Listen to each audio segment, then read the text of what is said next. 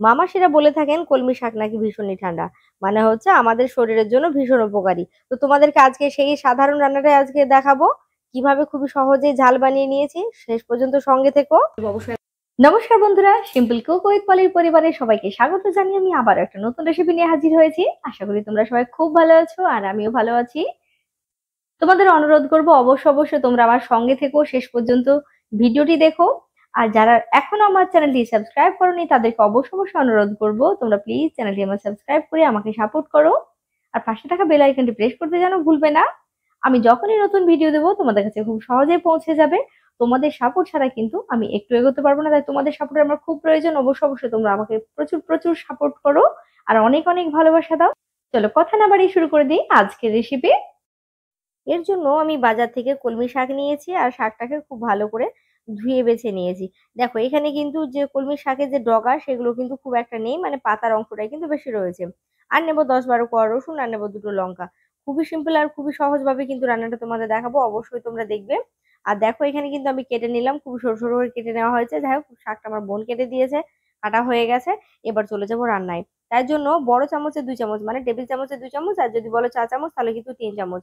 তো এখানে তেলটা বেশি গরম হয়ে গেছে। যাই হোক এখানে আমি দিয়ে দিলাম 2টো শুকনো লঙ্কা, আর দিয়ে দেবো 5 ফোড়ন সামান্য, আর সাথে দেবো লঙ্কা চেরা। অবশ্যই কিন্তু এটা দিতে হবে। আর এইখানে রসুনগুলো আমি থেতো করে দিয়ে দিচ্ছি।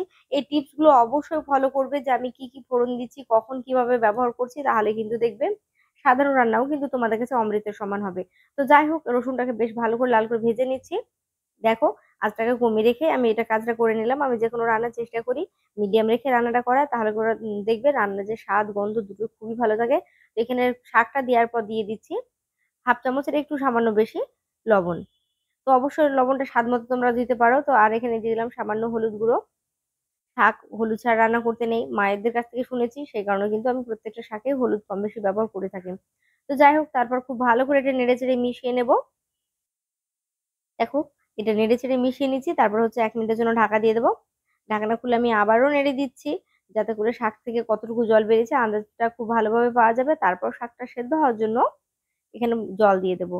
তো এখানে দেখো আমি দিয়ে দিলাম 1 কাপ জল। বেশি জল দেওয়ার প্রয়োজন নেই, কলমি শাক খুব তাড়াতাড়ি রান্না হয়ে যায় আর খুবই কম সময়ের মধ্যে রান্নাটা হয়ে যায়। তো দেখো 1 কাপ জল দিয়ে খুব ভালো করে নেড়ে চেড়ে নিয়ে পরিমাণে দেখতে পাচ্ছ কতটুকু কম হয়েছে, আবার ঢাকনা দিয়ে এটা রান্না করে নিচ্ছি। 5 মিনিট পর ঢাকনা খুলে দিলাম। তো দেখো 5 মিনিটের মধ্যে কিন্তু খুব সহজে রান্নাটা হয়ে গেছে। আমি আবারও বলছি, শাকে যেহেতু পাতার অংশটা বেশি ছিল সেই কারণে শাকটা কিন্তু খুব তাড়াতাড়ি নরম হয়ে গেছে আর রান্না হয়ে গেছে। যাদের কাছে যে ডগাগুলো থাকবে সেগুলোতে একটু সময়টা বেশি লাগে। তো এখানে দেখো ঠিক 5 মিনিট পর ঢাকনা খুলে নেড়ে দেওয়ার পর দিয়ে দিলাম সামান্য চিনি। অবশ্যই স্বাদটা কিন্তু ব্যালেন্স করবে, চিনিটা দিতে ভুলো না। তারপর খুব ভালো করে এটাকে নেড়ে চেড়ে নেবো আরো মিনিট 2। মানে টোটালে 7 থেকে 8 মিনিট মতো রান্না করে নিলেই কিন্তু খুব সহজে রান্নাটা হয়ে যাবে, খুবই কম সময়ের মধ্যে। আর অবশ্যই কিন্তু এভাবে রান্না করবে। দেখো খুন্তি দিয়ে শেষ বেলাতে আমি করলাম কি, একটু চেপে চেপে দিয়ে যেন যে রসুন তারপরে যে শুকনো লঙ্কাগুলো রয়েছে যেন শাকের সাথে খুব ভালোভাবে মিশে যায়, আমি কিন্তু সেটাই চেষ্টা করছি।